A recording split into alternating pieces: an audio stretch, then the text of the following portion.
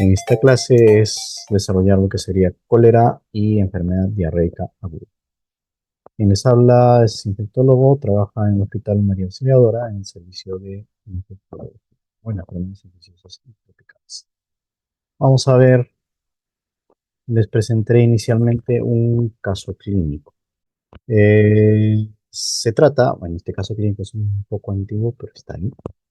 Se trata de un paciente, un varón de 18 años, que es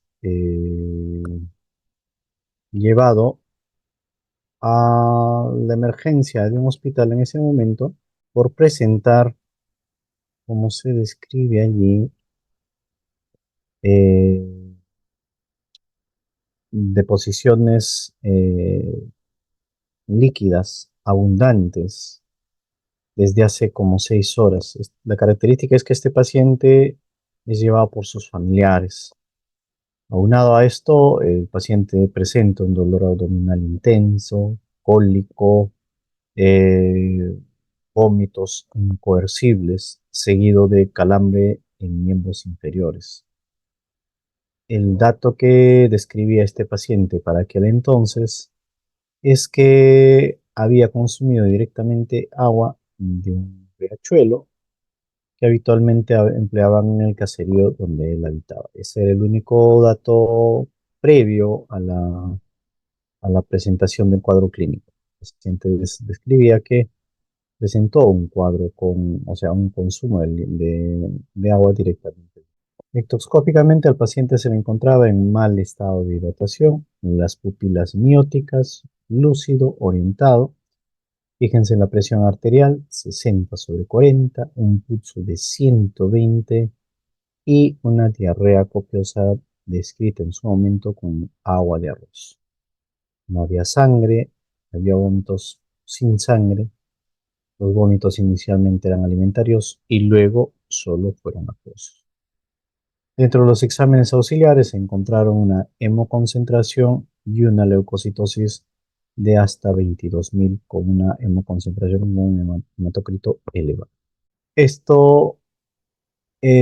es un caso pues, de aquella época, del 92 más o menos, donde describen que por esas características y considerando la decena de casos con características similares que comenzaron a llegar a la emergencia, fíjense, poco tiempo, hasta alcanzar las pocas horas, cerca del medio centenar, realizan en ese establecimiento el diagnóstico de cólera por las características epidémicas que se están presentando en aquel momento. Cólera está originada por una bacteria gran negativa móvil, el Vibrio cólera. Tenemos 200 serogrupos y solo los serogrupos O1 y O139 se han asociado con epidemias de diarrea acuosa y de tipo grave. Estos serogrupos además se caracterizan por tener los serotipos tipo el Ogawa o Inaba y el biotipo TOR o clásico. El Vibrio cólera vive en ambientes marinos y de agua dulce. Se transmite a través de alimentos y agua contaminados en áreas sin acceso al agua potable. Entonces, vemos que para el siglo XIX el cólera se propagó desde la zona ancestral, desde donde provenía de Asia, y de ahí se convirtió en una enfermedad mundial. Eh, esta bacteria puede estar presente en el medio ambiente, se contagia de manera fecal oral y de cierto tiempo se puede evidenciar una reintroducción periódica a la población humana. El Vibrio cólera se va a mantener en el medio ambiente debido a que se asocia con el zooplancton o con unos animalitos, los copépodos. Y de esta forma, esta bacteria se considera que es imposible de erradicar porque se encuentra a nivel de la naturaleza en estas dos especies. Sin embargo, el cólera, con el advenimiento de los sistemas de saneamiento modernos, ya dejó de ser un problema en los países industrializados, en los países desarrollados. En aquellos países donde el sistema de saneamiento, llámese agua y desagüe, es inadecuado e insuficiente, ahí todavía cada cierto tiempo se puede ver casos de cólera. Se describen casos en la zona de Ruanda, por ahí entre el 92 y 93, por la zona de la India, Zimbabue, 2008, 2009. Fíjense la cantidad de mortalidad en aquella oportunidad, más de 4.000 y afectando aproximadamente más de 94.000. Eh, el cólera va manifestando, va expresando o demostrando la ineficiente infraestructura en agua y saneamiento de un país, de una localidad. Y es ahí donde se va a presentar el cólera. Las epidemias que se han presentado a nivel mundial, fíjense cómo es que se han ido presentando y los casos que se han estado presentando. Esto a nivel de lo que sería 2007 al 2011, los casos de cólera, donde hemos visto, donde se han presentado casos de cólera. Por ahí vemos a nivel de Sudamérica, perdón, a nivel de África, donde se ha descrito casos de cólera. Y a nivel de las Américas, por esta zona de Haití.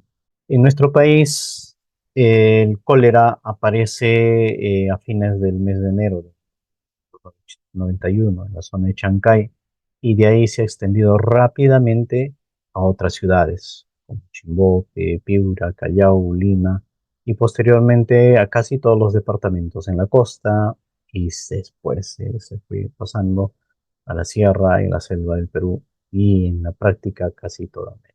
A fines del 91 ya se enfermaban como 3.222.000 peruanos, de los cuales 2.900 estaban falleciendo, casi el 10, ¿no? O sea, hemos sacado una mortalidad de 9%. 15 de cada 1.000 habitantes acudieron a un establecimiento de salud presentando síntomas de... En este mismo año, el 91, la enfermedad ya se había extendido a 14 países de América Latina y del Caribe, sumando un total de 366.000 casos. Y en el Perú se agrupó, según se describe, el 83% del total de los casos presentados en América. Nuevamente a la cabeza de los malos datos. Fíjense que lo que nosotros hemos visto en la época del COVID en nuestro país, donde el sistema de salud estaba de cabeza, pues hace como 30 años era algo similar. En su momento, a pesar de esas dificultades que presentaba el sistema de salud, fue adecuadamente manejado y controlado, y en nuestro país tuvo la letalidad más baja a nivel del mundo. En América, nuevamente en 2010, esta enfermedad volvió a resurgir en Haití. Entonces, no debemos de bajar la guardia. Una de las características del Vibrio cólera es una bacteria gram negativa móvil. No olvidar que son más de 200 grupos, de los cuales el O1 y el O139 son los de importancia. Y estos son los que se han asociado con epidemias de diarrea acuosa, aguda y grave. Hablábamos del zooplancton, como parte de los portadores de la bacteria, los cefalópodos, pero vemos que el cólera no tiene huéspedes vertebrados naturales. Eh, por la, por la presencia del cólera en estos copépodos y en zooplancton, el cólera no va a depender del hombre para poder mantenerse en la naturaleza. Entonces, el contacto del hombre con estas especies, digamos, contaminadas es donde va a generar que el hombre se pueda contagiar de esta enfermedad. ¿Qué es lo que va a hacer la bacteria en nuestro cuerpo al ingresar a nuestro cuerpo? Va a generar un aumento en la concentración del AMP cíclico intracelular, lo cual va a generar un desequilibrio en el transporte de electrolitos, generando una disminución en la captación de sodio y un aumento en la exportación, en la eliminación de cloruro y bicarbonato. lo que finalmente hará que el agua, por vía de gradiente electrónico, pueda perderse a nivel del intestino. Y de esta forma, la bacteria va a hacer que la persona elimine líquido. Entonces, nuevamente otro esquema, vemos cómo es que va saliendo del organismo por parte con activación del AMP cíclico, vamos cómo se van eliminando no solo agua, esto va jalando electrolitos, por ende el paciente, el ser humano va a perder agua y electrolitos. La presentación clínica en nuestro paciente va a ser tal cual se describía en el caso clínico que se les presentó al inicio. El paciente va a caracterizarse por presentar deposiciones líquidas y fíjense la magnitud en la que se puede presentar. Puede presentar hasta 20 litros de deposiciones con la característica de agua de arroz. Y esto contiene aproximadamente 10 a las 9 bacterias por mililitro al día. Esta cantidad de bacterias, esta cantidad de líquido perdido en diarrea, pues va a facilitar enormemente la propagación y diseminación del patógeno.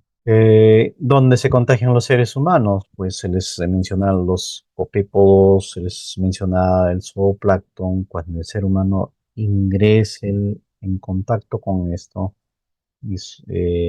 con estos agentes, o en tal caso con el agua, alimento contaminado, es donde se puede contagiar. Pero ya tenemos otro tipo de contagio, al tener un contagio tipo de diseminación fecal oral. Ahí es donde podemos ver que se va a presentar el contagio eh, del cólera. Nosotros buscamos, vemos diapositivas un tanto antiguas, veremos que las camas, inclusive en las cuales se atendían a los pacientes con cólera, tenían un hueco al medio y vemos de repente el por qué, porque los pacientes tienen una diarrea que no se puede controlar y esa diarrea, imagínense, 20 litros, pues es una gran cantidad y el paciente rápidamente se va a deshidratar. Entonces, mayor de 14 litros se describe acá, lo cual generaría una deshidratación severa, shock y muerte. Si el paciente contagia a otra persona, esta persona al tener ya nuevamente diarrea y esto puede estar en contacto con otra persona, con estos agentes que pueden ser portadores, así de esta manera, la bacteria va, digamos, va a generar su perpetuación, ¿no? Presentación de organismo. Los mecanismos por los cuales el Vibrio coloniza el intestino se plantea que el pilus tendría que ver con respecto a esta colonización, ¿no? Está regulada por la toxina del cólera, esta va a ayudar por lo menos en la etapa inicial de la colonización. La hemaglutinina metalproteasa A, esta facilitaría la penetración de la bacteria en la capa de moco intestinal. Finalmente, el flagelo movería las bacterias hacia la superficie epitelial de la zona. Cuadro clínico, vamos a tener un periodo de incubación de aproximadamente 18 horas a 5 días. La enfermedad tiene un inicio repentino con evacuación de heces acuosas, vómitos. Estas diarreas van a continuar de forma tal que las heces van a tornarse en el aspecto de agua de arroz con escamas de moco. Y el otro detalle que esto sería un nudo con olor a pescado. Las manifestaciones sistémicas como la fiebre están ausentes a menos que haya una coinfección.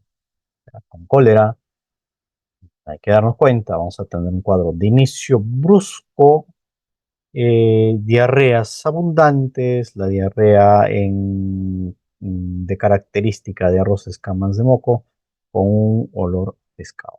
Y el paciente no tendría, digamos, una manifestación tipo fiebre, que sería básicamente signos de deshidratación. Entonces, lo que les mencionaba, que esta enfermedad se relaciona básicamente con los signos de deshidratación. De forma tal que si no hidratamos al paciente, rápidamente va a generar los problemas propios de la deshidratación. Y esta deshidratación, pues va a ir, la gravedad va a llegar de repente a dar síntomas como irritabilidad. Definitivamente el paciente va a tener sed. Si no, el paciente no se logra hidratar de manera adecuada, paulatinamente esto se convertirá en letargo, un pulso radial rápido, pérdida de la turgencia en la piel, disminución de la orina, presión arterial baja, respiración rápida y ojos hundidos. Si nosotros, entonces, nosotros podemos sacar, digamos, la característica de los casos clínicos de cólera, pues centrado en la pérdida de líquido. Y el líquido se deshidrata y vamos a tener una presentación progresiva del compromiso neurológico. Si no controlamos esta deshidratación, el paciente puede progresar a un shock hipovolémico. Diagnóstico, pues vamos a ver en infectología casi siempre el gold estándar es el cultivo. Sí, en sí el gold estándar es el aislamiento microbiológico, ¿no? Entonces, realizar un cultivo, ese sería el gold estándar, pero el problema es que el cultivo demora. Esto, para poder realizar el cultivo, se siembran directamente en medios selectivos que contendrían sales biliares de citrato de tiosulfato y posteriormente estos tendrían que enriquecerse con agua de peptona alcalina. Va a depender del medio utilizado, es el análisis de estas colonias y para poder identificar si estamos frente al virus cólera O1 y O130. Por ejemplo, en este agar de tiosulfato citrato, enriquecido con sales biliares y sacarosa, podemos identificar las colonias de color amarillo brillante, las cuales tienen un diámetro de 2 a 3 milímetros y están rodeadas por un color amarillo difuso. Tratamiento. Si recuerdan el primer caso, el caso que les estaba describiendo en inicio, paciente de 18 años, que llega con calambres y describe deposiciones líquidas incoercibles en agua de arroz. Lo más característico de esto es la deshidratación. Y todo lo que viene ahí es, digamos, consecuencia de esta deshidratación. De forma tal que si tenemos una pérdida mayor al 10% del volumen de líquido en el cuerpo, vamos a tener un compromiso neurológico, ya la sequedad, entonces la parte de las mucosas secas. Cuando el paciente pueda tolerar la vía oral, pues este paciente tendríamos que hidratarlo por vía endovenosa. En una situación de deshidratación grave, la hidratación debe ser vía endovenosa, una hidratación agresiva con tal de reponer las pérdidas que presentó el paciente. Si el paciente tolera la vía oral, cambiar de preferencia a vía oral, pero si es que tenemos asegurado la tolerancia a la vía oral.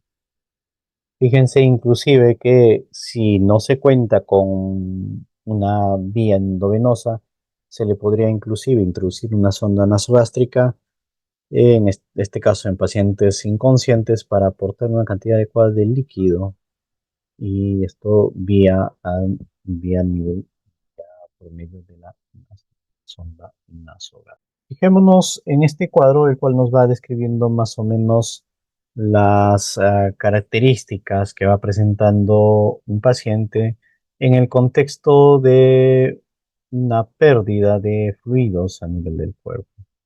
Y si nosotros podemos identificar que esa pérdida de fluidos se va a presentar en un grado, digamos, o se va a definir en un grado porcentual, de forma tal que consideramos que la deshidratación es severa cuando tenemos una pérdida mayor a un 10% del líquido eh, corporal. Vemos qué es lo que va acompañando. Obviamente que si el paciente no tiene signos de deshidratación, el estado general pues va a ser normal, no va a haber mayores problemas. La turgencia de la piel inclusive va a ser normal. El signo del pie que se describe que van a ver de repente bastante en pediatría, pues no va a haber demora en este signo del pie que se describe. Si solamente, digo, si no hay deshidratación, la pérdida de fluidos habitualmente debería ser por vía oral. Obviamente no hay deshidratación, el paciente está despierto, está estable, no requeriría de repente endovenoso, pero tendría que recibir vía oral. Si la deshidratación va entre un 5 a un 10%, nosotros podríamos observar que la mucosa oral o mucosa en general de repente está un tanto seca, el signo del pliegue, ya habría cierta demora en la retracción de la piel al realizar el signo del pliegue. Veríamos un paciente con taquicardia. Por ahí podría, por ahí podríamos, bueno, no es que podríamos, vamos a ver que el paciente va a tener irritabilidad y va a estar un tanto hipoactivo. En estos casos, el paciente debería recibir de 50 a 100 mililitros por kilogramo y reemplazar las pérdidas que se hayan presentado. Si la deshidratación es severa, vamos a ver un paciente ya letárgico, el paciente no va a poder tomar líquidos, pulso de repente ya no va a ser, ya no sería audible, ya no se podría encontrar palpable el pulso. En ellos la hidratación tiene que ser más severa. Um, ¿Qué líquido tendríamos que usar? Pues vamos acá a una para endovenoso, la OMS de repente había planteado este líquido, ¿no? La solución de DACA, vemos la concentración eh, moles que va presentando esta solución de DACA. Por ahí también vemos el comparativo, lo que sería el suero, la sal de rehidratación, las sales de rehidratación y lo que sería el suero fisiológico con esta solución de DACA que va planteando, ¿no? Está la solución del lactato Ringer, no es esa de rehidratación, esta es la solución del lactato Ringer, tiene este tipo de concentración de electrolitos y estos serían ya el suero fisiológico por acá, una solución tipo acá que se está planteando. En cuanto el paciente pueda tolerar la vía oral, la idea sería que el paciente pueda recibir por vía oral para finalmente definir, ¿no? Mientras el paciente no pueda recibir por vía oral, sí o sí tendría que recibir intravenoso. El principal problema en el cólera es la diarrea. De esta diarrea, la deshidratación.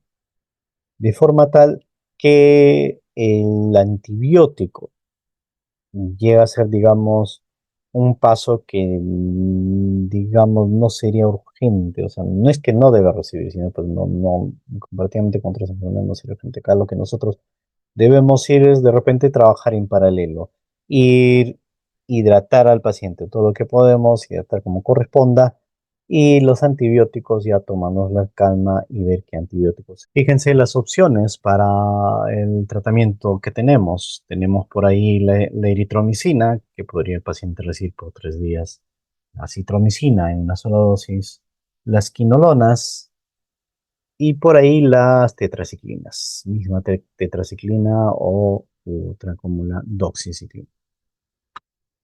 Entonces, eso referente a cólera.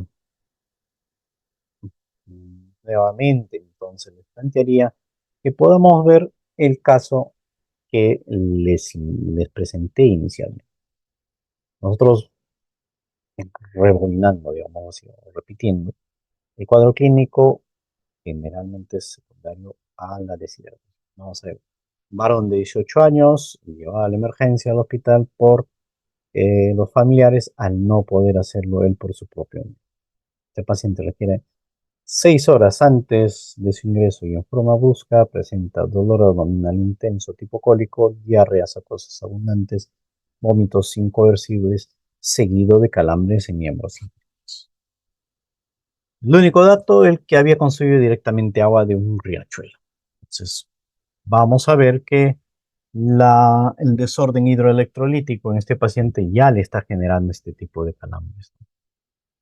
Y por ahí ya nosotros estamos viendo que no puede movilizarse inclusive por sus propios medios. Ectoscópicamente, paciente en estado general, pupilas mióticas. Y cuando reviso este caso, es un caso antiguo, describen que en una primera intención sospechaban de una intoxicación por órganos fosforados, por lo cual el paciente lo manejan inicialmente como tal. Pero ya viendo cómo se iba desarrollando el cuadro, descartaron esa intoxicación y llegaron a la conclusión de que esto era estaba frente al cólera. Entonces, no se olviden eso referente al cólera. Característica del cólera, diarreas. Y una de esas características, bueno, diarrea que ya hasta la deshidratación, y una de esas características es las deposiciones en color de sangre, de agua lavada, o sea, agua con color de arroz. Entonces, vamos con lo que sería ahora enfermedad diarreica aguda. Tengamos presente que la diarrea se va a definir como el paso de 3 o más deposiciones no formadas por día. Además de otros síntomas entéricos, ¿no? De repente hay dolor abdominal. Y en el paso de más de 250 gramos de heces no formadas por día. Por ahí se iría planteando la denominación de diarrea. Podemos clasificar aguda, cuando es menos de 14 días, persistente, 14 a 29 días, crónica, mayor o igual a 30. Otro dato que nosotros vamos a escuchar bastante será la gastroenteritis, que a menudo esta se debe a una infección viral, la cual va a afectar al estómago y al intestino delgado. A su vez, esta gastroenteritis se asocia a vómitos y diarrea. La diarrea acuosa aguda, esta es esta diarrea que se va planteando por los cuadros virales, ¿no? Vamos a tener heces de gran volumen y de tipo secretor a nivel del intestino. Podemos ver que en las zonas con climas templados se sospecha generalmente de un virus. Sin embargo, en las zonas tropicales, casos zonas donde no hay un adecuado sistema de desagüe, la mayoría de los adultos pues, viven en malas condiciones sanitarias y por allí algún que otro agente puede imitar. Entre ellas tenemos la Escherichia coli enterotoxigénica, la Escherichia coli enteroagregativa y así vamos viendo. La diarrea acuosa, ¿no es cierto? Eh, pero vamos a ver que estas diarreas mm, pueden presentarse de repente no solo o sea, a ver, las bacterias podrían semejar una diarrea acuosa, porque la Shigella, la Salmonella, vamos a ver en Campylobacter, estas, digamos, no están consideradas en el cuadro de una diarrea acuosa. Pueden asemejar, pueden presentarse y en algunas situaciones inclusive no va a ser posible diferenciarlo solo con el dato clínico, solo con la evaluación. Ahí es donde de repente se va a requerir un estudio microbiológico para ver si alguna de estas está generando una diarrea tipo fosa, ¿no? Pero esto donde lo vamos a ver, pues en zonas donde hay un deficiente sistema de saneamiento, en zonas donde el agua y el desagüe no están, digamos, implementados del todo. Ahí es donde vamos a tener este tipo de situación. De ahí que muchas veces vamos a ver que cuando vienen del extranjero y vuelven a su país de origen, sobre todo del Ecuador para arriba, ya sea Europa o Estados Unidos, describen la diarrea del viaje. Ya, tanto por esta situación, porque viajan a zonas que son bonitas, pero su sistema de desagüe no está. Para hacer el diagnóstico bacteriológico, se plantea que en la sospecha de estos agentes realiza el cultivo. Y ahí es donde podríamos identificar. Nuevamente, pero ya digamos en inglés, lo que sería la deshidratación de los pacientes que van a presentar diarrea leve, con una deshidratación de 3 a 5%, así casi no hay gran detalle, muy grave, 6,9%, y severa mayor de 10%. Ah, Dentro de lo que es diarrea acuosa aguda, por ahí las enfermedades parasitarias podrían presentar esto, pero esto, por ejemplo, ojo, esto en contexto de pacientes con VIH y con CD4 bajo, o sea, pacientes con SIDA. Ahí podríamos ver la presentación de Cryptosporidium y por ahí Ciclospora como agentes productores de la gastroenteritis. Vamos a tener un cuadro de gastroenteritis cuando el paciente presente inicialmente y sobre todo, digamos, presente en su mayoría lo que sería náuseas y vómitos agudos. Eh, pues estos de acá los vamos a tener en los meses de invierno, se escribe en las zonas templadas, o sea, llámese las zonas con un buen sistema de agua, desagüe, un buen sistema de saneamiento. Esta gastroenteritis, esta puede ser ocasionada por la ingestión de toxinas performadas de Staphylococcus aureus y Bacillus cereus, con un periodo de incubación más corto. La gastroenteritis podría presentar, ¿no? Estas náuseas, vómitos podrían presentarse también en el contexto de una estafilococosis, la cual ocurre, pero con una suerte de epidemia. Estafilococo, las enzimas de repente de estafilococo son las que podrían producir este tipo de reacción. Los pacientes perdón, las toxinas, no enzimas. El paciente va a presentar inicialmente náuseas, vómitos, elevación aguda, seguido de calambres abdominales y diarrea.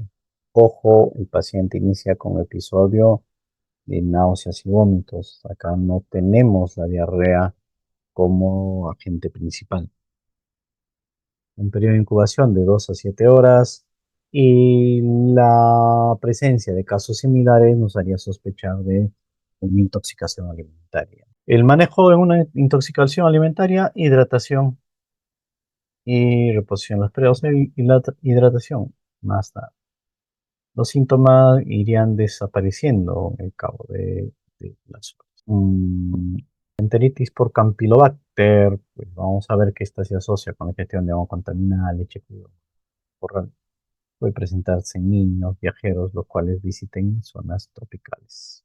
Eh, ya por sí misma, o sea, ya dejando la diarrea acuosa, vamos a tener la diarrea inflamatoria, aquella donde ya se van generando, donde se va viendo presencia de leucocitos a nivel de las heces.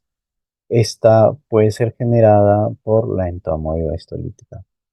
Esta entamoeba va a generar deposiciones con dolor abdominal, tenesmo, heces blandas, pero en estas heces blandas puede ser que se presente sangre y moco, ¿no?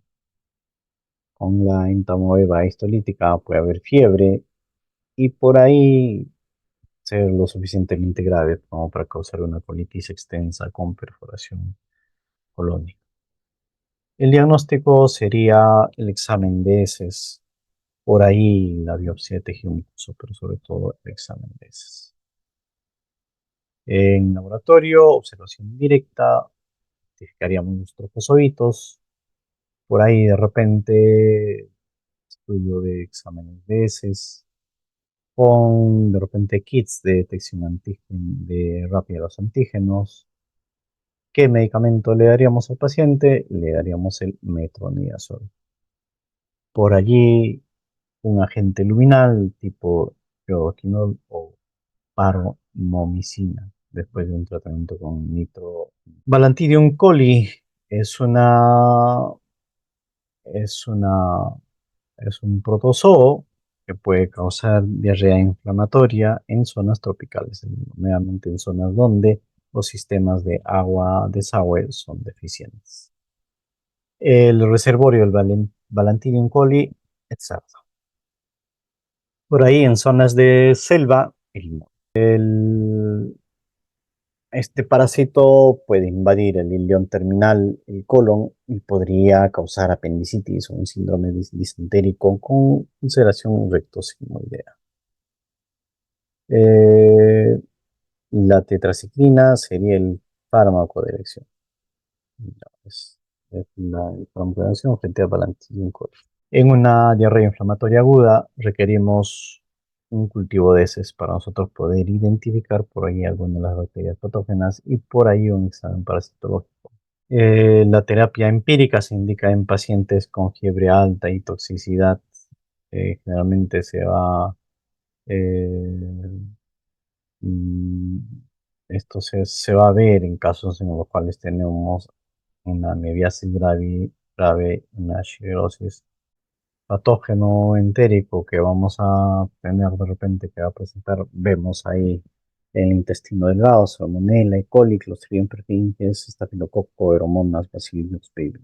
Y a nivel del colon, de un Campylobacter, Shigella, Clostridium, Yersinia, Vibrio, eh, y así. Los virus, ¿cuáles serían? Rotavirus, norovirus, astrovirus, por allí, citomegalovirus, adenovirus. Protozoos Cryptosporidium, esto en el contexto de pacientes con VIH. De acuerdo al síntoma de presentación, podemos identificar que el Staphylococcus aureus como agente infeccioso, los antígenos en este caso, se pueden presentar como causantes de episodios de vómitos y por ahí está. También el Serious, Norwalk, Like, Virus, y así vamos viendo los agentes que se pueden ver afectados por lo que sería por este tipo de síntomas, ¿no? Y estas bacterias respectivas. Las causas de diarrea acuosa, vemos a la cabeza los virus, pero como les mencionaba, no hay que descuidar por ahí que podría estar presente alguna bacteria que produzca diarrea acuosa. La diarrea inflamatoria, donde vamos a ver este sangrado, vamos con Shigella, Salmonella, Campylobacter, por ahí Yersinia, por ahí entamoeba histolítica. De ahí la importancia que ustedes conozcan las zonas en las cuales se va encontrando, por ejemplo, la entamoeba histolítica. Eh, digamos, si nos sale de Lima, un poco difícil, si viene de zonas endémicas, de Arequipa, o por ejemplo, si vienen pacientes de ahí algún momento en el hospital hemos tenido el caso de una venezolana que llega al país después de haber hecho el viaje, digamos, cierto tramo a pie, y por ahí la paciente presentó este tipo de episodio muy ahorita, ¿cuál sería el tratamiento? Ya si estamos de una diarrea inflamatoria donde vemos sangre en heces, pues tienen que recibir antibióticos. Eh, eh, por ahí ciprofloxacino, fíjense la dosis 750 cada 12 inicialmente. Por ahí acitromicina, pero de primera línea yo le daría lo que sería una quimio. Por ahí tenemos la salmonelosis o por ahí la fiebre entérica o los pacientes portadores de Salmonella typhi. En ellos vemos que generalmente la quinolona es la que nos ayuda para este tipo de...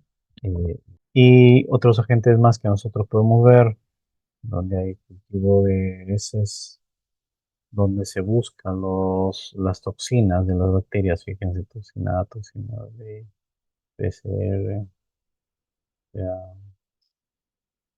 Si estamos entonces, si vemos todas las herramientas que tenemos a la mano para nosotros poder realizar algún tipo de diagnóstico de este tipo, los tipos de exámenes que vamos a necesitar y el tratamiento respectivo. Por ahí los antibióticos que se repiten son las quinolonas o el sulfametocesol trimethoprim. No olvidar que en paciente con VIH al cual nosotros estamos dando sulfametocesol, buscamos protegerlo de repente con la ciclosporiasis y evitar así un episodio de diarrea en estos pacientes. Diarrea acuosa, agente viral, mayoritariamente, si sospechas de una infección bacteriana, de repente vigilarlo, de repente tenerlo en observación, si es ambulatorio, de repente citarlo a los 2, 3 días y ver cómo va yendo, si se va tratando con infección viral o sigue siendo, o es una infección bacteriana. Las diarreas inflamatorias, aquellas diarreas donde hay citos, intestino, todo eso, eh, significa que nosotros estamos buscando salmonella, por ahí estamos buscando campylobacter, por ahí estamos buscando shigella. Si ustedes se fijan en las diapositivas, lo que plantea es cultivo. Entonces, el mensaje es que si ustedes plantean en su plan de trabajo, cuando el paciente está hospitalizado o en consulta, un cultivo de heces, están sospechando en esas bacterias, digamos, que son las que en su mayoría producen este problema de diarrea inflamatoria, ¿no? Por ahí, en su plan de trabajo plantean cultivo y así necesidad de ese brujo, uno va planteando la posibilidad de ser salmonela o alguno. ¿Tendrán alguna duda, alguna pregunta? En el caso de diarrea inflamatoria, ahí sí era también el gold estándar como el de cólera, el coprocultivo, ¿no? Sí, el cultivo es, definitivamente vamos con el cultivo. Y El en la detalle, gastroenteritis, y ya, el detalle es que el cultivo va a demorar, entonces tú tienes que tomar alguna acción frente a ese paciente. En las infecciones virales, el enfoque al diagnóstico es diferente, vamos de repente con un PCR así, pero en lo que es en la sospecha de una infección bacteriana, vamos buscando lo que sería un cultivo. Entonces, por ejemplo, gastroenteritis, el norovirus, el rotavirus, la bibliografía que nosotros tenemos viene, como les digo, del Ecuador para arriba. Esto viene de Estados Unidos, de Europa, y ahí es donde realizan este tipo de estudios, basados en el estudios de PCR, ya en estudios moleculares o en identificación de antígenos, pero estudios que, digamos, se pueden realizar en otras realidades. En nuestra realidad es sospechas de una infección viral, una gastroenteritis, en la cual viene característicamente por náuseas, vómitos como cuadro predominante, y después viene la diarrea.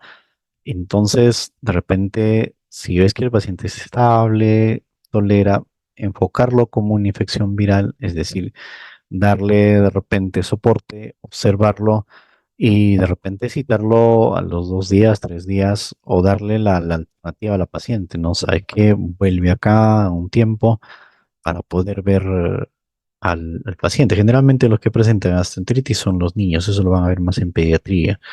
Entonces, si hay una sospecha de ese tipo, el enfoque tendría que ser eso, ¿no? Ya, y yo le veo, le diagnostico y le doy una cita corta, voy vigilando. Porque en nuestra realidad difícilmente vamos a poder diferenciar si esto es algo viral o algo bacteriano, pero tampoco debemos irnos al extremo del antibiótico. Si sospechas que es viral, obsérvalo, cítalo en un tiempo pronto. Si en tu próxima cita ves que el paciente está empeorando, no está, a pesar que le das un soporte de rehidratación normal, todo el paciente no mejora, y yo creo que de repente ya en esa condición darle una cobertura antibiótica, pero todo paciente se debe de individualizar. Vemos más, digamos, pacientes que enfermedades, un poco enfoquémoslo así. doctor, es que si estamos en una diarrea inflamatoria y sospechamos de salmonella, shigella, entre otras cosas, y el cultivo demora, entonces, ¿qué vamos haciendo? Tu sospecha clínica va por ahí, le vas dando antibiótico. ¿Un macrólido puede ser? Mira, por ejemplo, si lo que quieres cubrir es Shigella o Salmonella, yo iría más para una quinolona. Entonces vas dirigiendo hacia qué agente quieres cubrir. Ahora, el antibiótico que vamos a escoger, pues va a depender del tipo de agente al cual nos estamos enfrentando o estamos sospechando. Shigella Salmonella, vamos con quinolona. Campylobacter, vamos con macrolio, acitromicina. Por ahí, vibrio en cólera, sensible. Puede ser simplemente una doxiciclina, una tetraciclina y ya. Los virus, simplemente hidratación, observación y ya. Bueno, jóvenes, si no hay más preguntas, eso sería todo.